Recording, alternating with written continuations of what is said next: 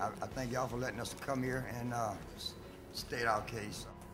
What's going on right now, we may never overcome. We as an organization have been fighting imports for over 7 years, 8 years, since 2000.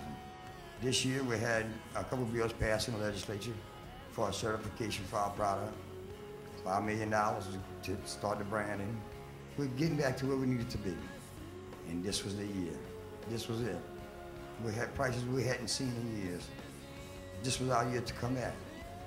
This would have been the year to help the docks, to help the processors, and to help us. And then this happened. Now, we don't know what's going to happen. This wintertime is going to be very hard for our fishermen and our industry to survive. If we can't get help, we can forget about our industry. It's on the last road right now. And it's very disturbing to have just come around like this when you do it all your life. I've never worked on a job in my life. My boys hadn't either. My father, he's still fishing. Thank you.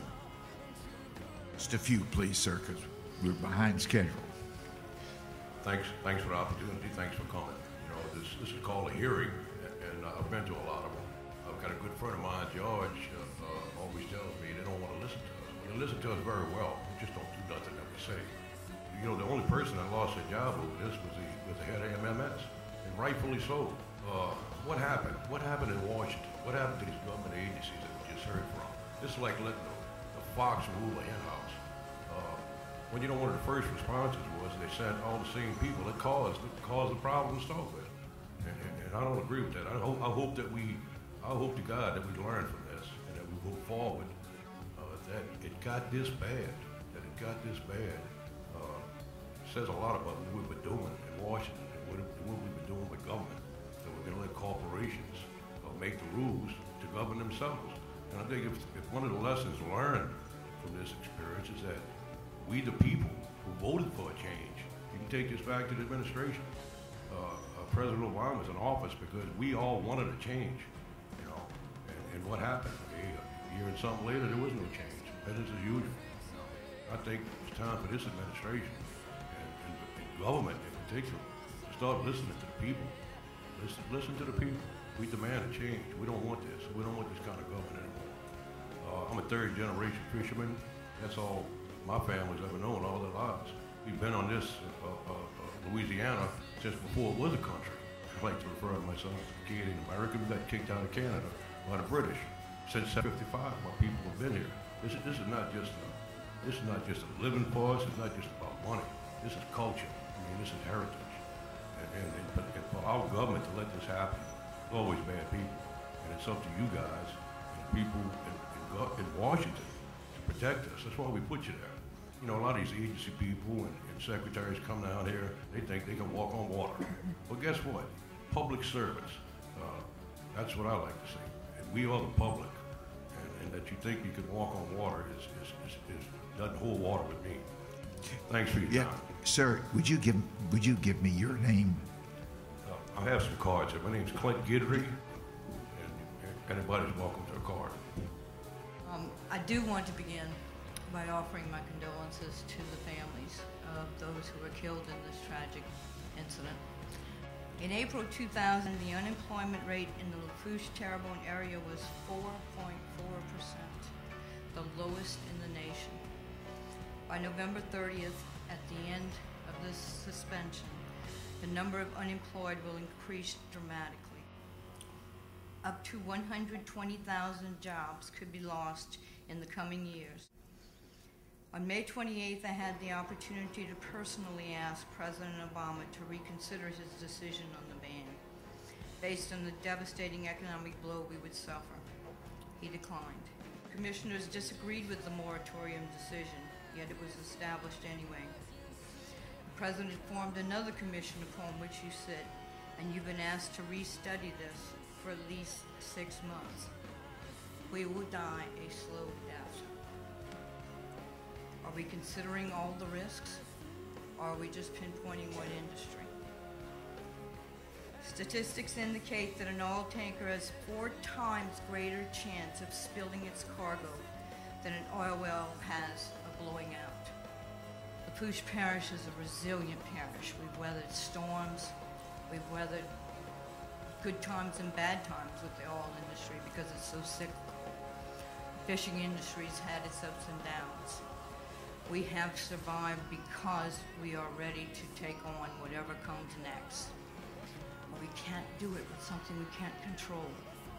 And we can't do it with something that someone is going to take away from us without our input and without consideration of the economic injury it's going to cause to us. Thank you. It's really frustrating. You know, we like the soldier in the front line.